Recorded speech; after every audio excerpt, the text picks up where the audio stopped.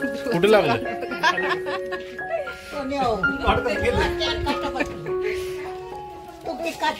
जाऊ दे, आईला आईला एक मुका दे, मिस्त्रीचा मुका. इंद्र कुठे?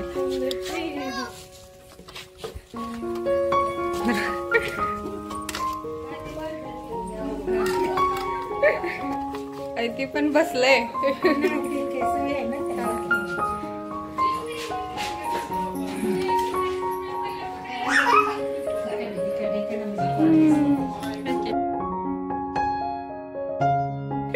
चला इंदू.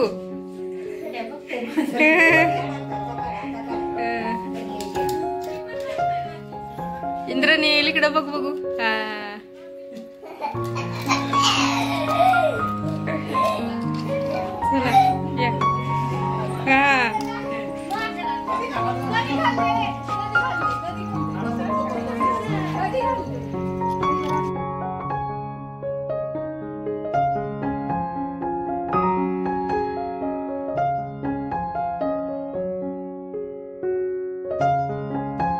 आजचा दिवस होता भाऊबीजेचा आणि आम्ही सर्वात पहिल्यांदा आलेलो आहे आईंच्या माहेरी. भाऊबीज आणि गाडीपूजन दोन्ही एका दिवशी आम्ही केलेला आहे.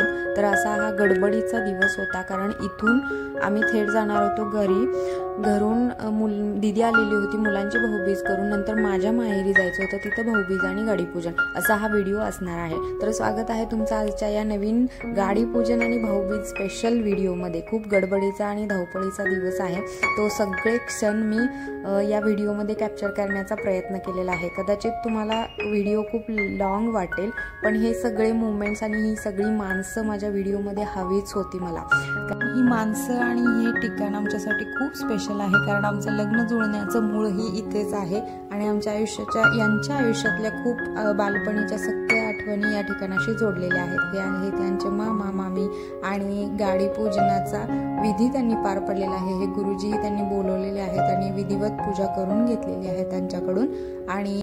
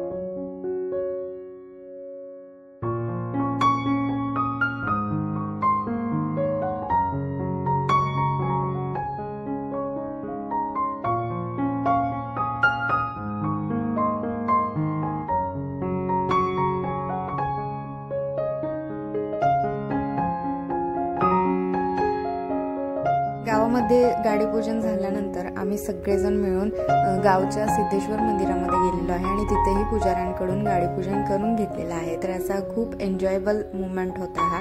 खूप छान वाटलेलं होतं, फ्रेश. ध्रुवाला फ्रंट सीटवर बसायचं होतं आणि मामाच्या मांडीवरही बसायचं होतं. आणि जिथं दादा असतो तिथे इंद्रनील असतो. तर इंद्रनीललाही मामाच्या मांडीवर बसायचं होतं. तर दोघांनी असं एन्जॉय केलेलं आहे मामाच्या मांडीवर बसण्याचा मोमेंट.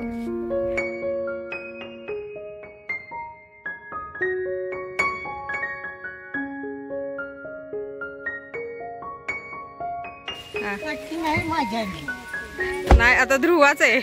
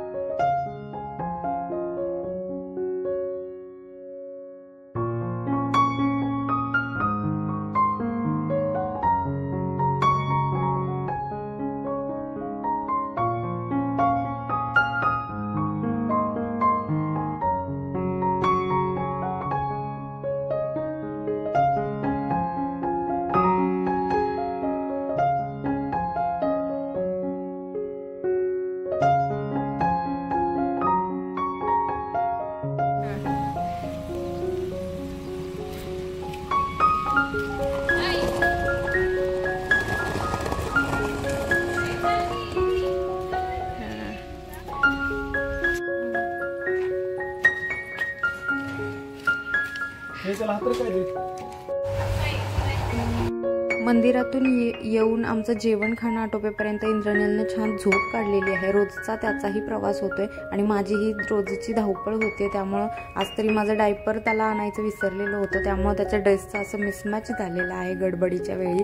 तर अशा प्रकारे आमचं सगळे पूजन झालेलं आहे, देवदेव झालेला आहे आणि आम्ही छानसा निरोप घेतलेला आहे. आईंची भाऊबीजही झालेली आहे. आता आईंच्या माहेरचा निरोप घेऊन आम्ही थेट चाललेलो आहे आमच्या घरी, कारण तिथे दिदी आलेली आहे आणि खूप फोनवर फोन येत होते. आम्हाला त्याचा लेटच झालेला होता, ते वेट करत होते आमचे आणि आम्ही पोहोचलेलो आहे भाऊबीजेसाठी घरी. आणि अशा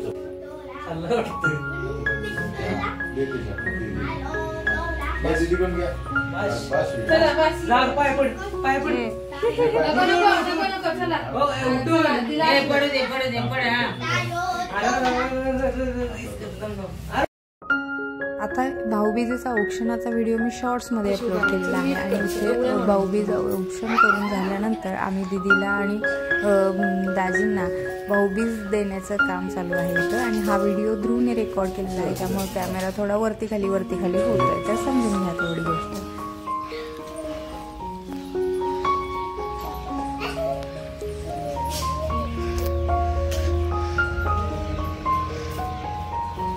काय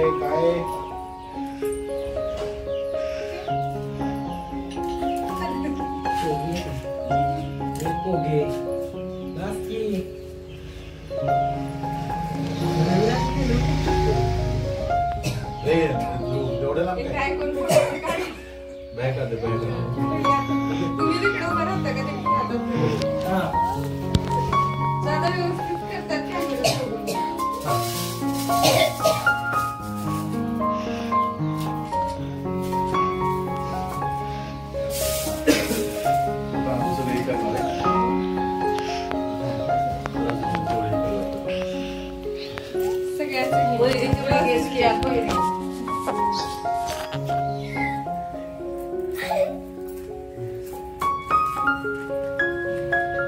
अशा छान प्रकारे भाऊबीजेचा प्रोग्राम पार पडलेला आहे आणि इंद्रनील दाजींच्या पाठीमागच लागलेला आहे. तो काही त्यांना सोडायला तयार नाही आहेत आणि एक राऊंड मारून आणलेला आहे, त्याची समजूत घातलेली आहे आणि घरी आलेला आहे. आणि आता संध्याकाळची वेळ होती, आत्तू आलेली आहे मुलांची यांना ओवाळण्यासाठी.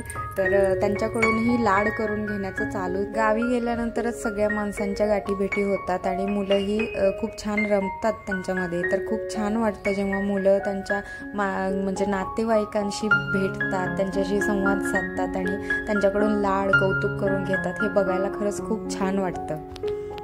जेव्हा ही मुलं मोठी होतील आणि हे व्हिडिओज पाहतील तेव्हा त्यांनाही खूप कौतुक वाटेल, कारण त्यांचं लहानपणीचं हे जे वय आहे आणि हे जे क्षण आहेत ते वेळोवेळी मी कॅप्चर करून ठेवण्याचा प्रयत्न केलेला आहे, तो त्यांच्याचसाठी. भले चॅनल ग्रो हो अगर न हो, पण हे क्षण जे आहेत ते कायमस्वरूपी या चॅनलवरती रेकॉर्ड राहणार आहेत आणि याचं खरंच खूप मला कौतुक वाटतं स्वतःचंच. फायनली आता आम्ही पोहोचलेलो आहे माझ्या माहेरी. तर प्राजक्ताने ही सगळी तयारी करून ठेवलेली होती राजलक्ष्मीच्या वेलकमची आणि मम्मीने सुद्धा छान तयारी केलेली होती.